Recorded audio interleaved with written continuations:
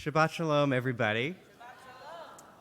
I just want to wish another hearty Mazel Tov to Carly and Sasha Gerbov and for the baby naming of their beautiful baby Sammy, going by the Hebrew name Esther, and to the entire family, to big brother and sister Asher and Noah, to grandparents Michael, Lori, Mark, and Debbie, and Robert, and great-grandmother Basia.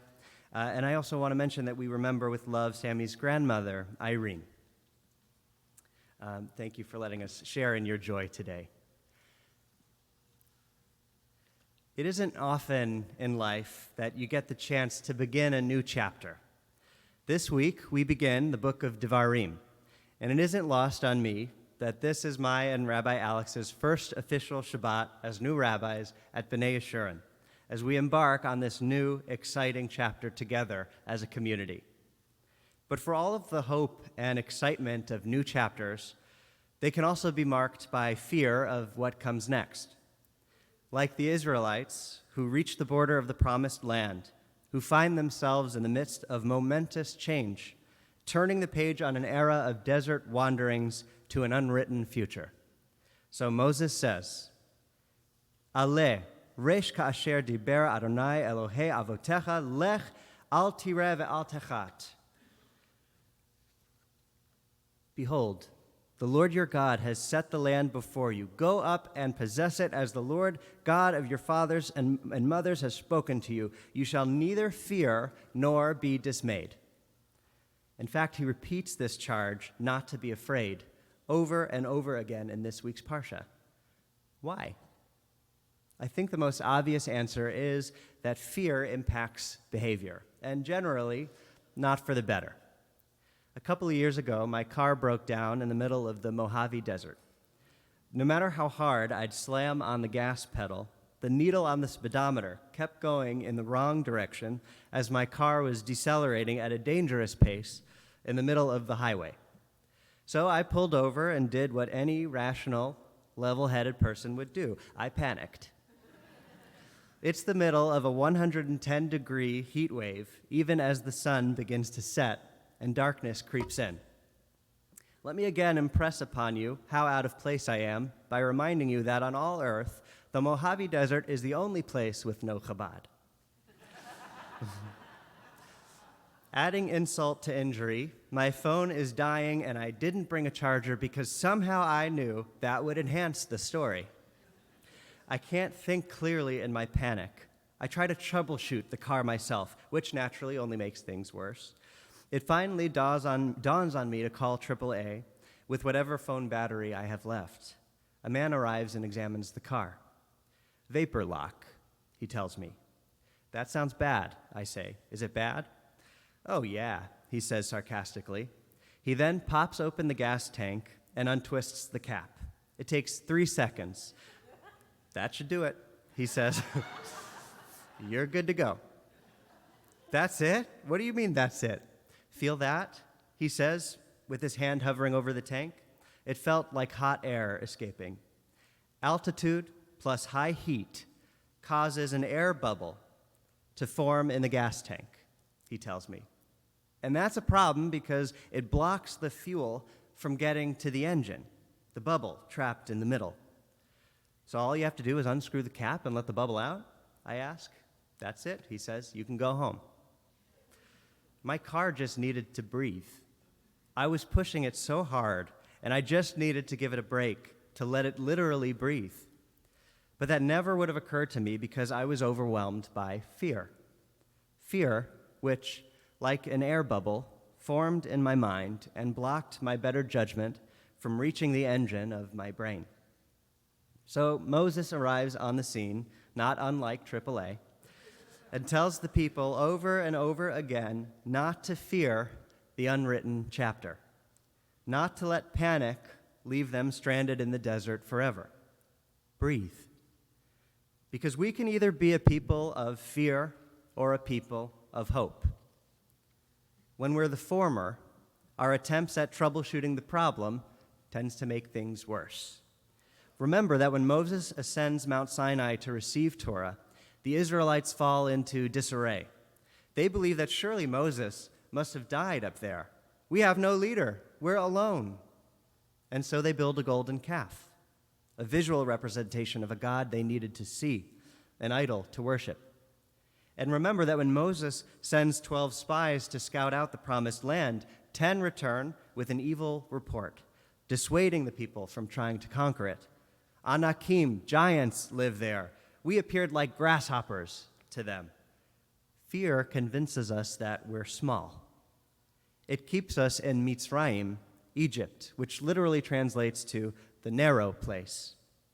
We may have physically left Egypt, but we are still in Mitzrayim if our actions are fear-based.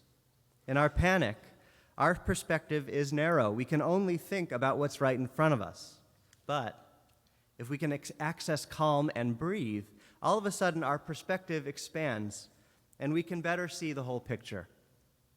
So Moses tries to calm us down, this next generation of Israelites standing on the border of the promised land, because they get the chance to atone for the spies and enter the land of Israel with faith and courage.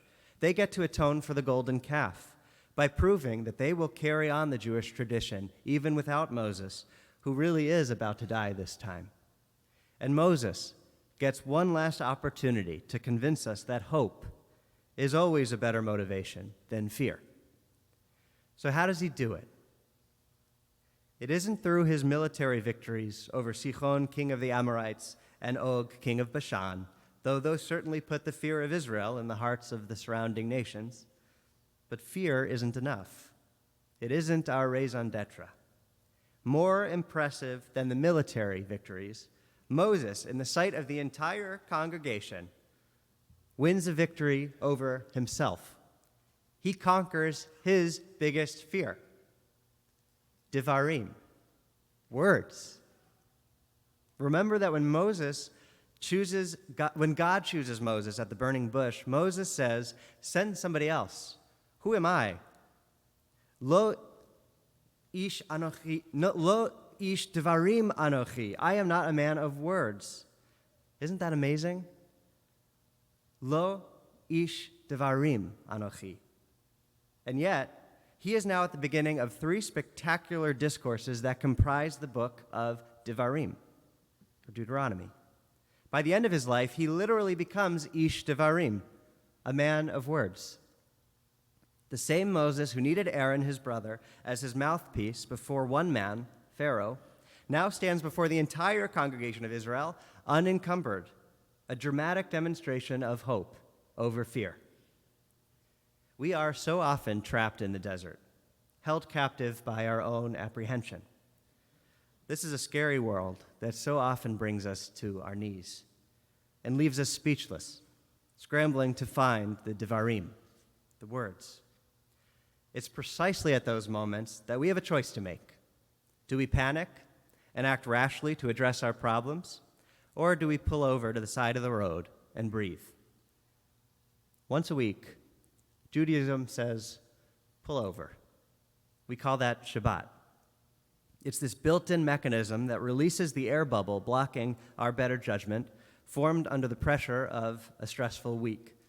It's an exhale that follows us to figure out which fears are actually founded and demand careful, measured response, and which fears are just smoke and hot air. Fear is the mind killer, Frank Herbert writes in Dune, which just so happens to be about another hero's attempt to make the thirsty desert bloom. Fear is the little death that brings total obliteration. I will face my fear. I will permit it to pass over me and through me. And when it has gone past, I will turn the inner eye to see its path. Where the fear has gone, there will be nothing. Only I will remain.